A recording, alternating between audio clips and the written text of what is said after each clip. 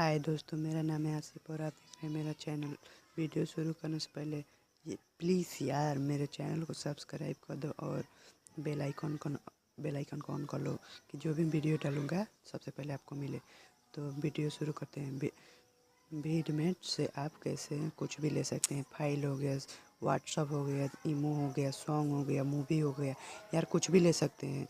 तो इस वीडियो को मैं विडमेट को ऑन करूँगा और यहाँ से मी का ऑप्शन इसमें क्लिक करूँगा और यहाँ से free file share the right इस पर क्लिक करेंगे।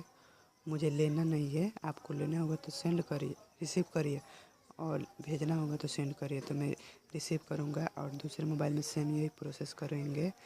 दिखा दे रहा हूँ मैं आप लोगों को। तो मेरा मोबाइल में ये हो गया, ये देखिए मैं भेजूँगा, एक वीडियो ही भेज रहा हूँ। देखिए कितना फास्ट आता है। ठीक है, शेयर इट से भी फास्ट आता है।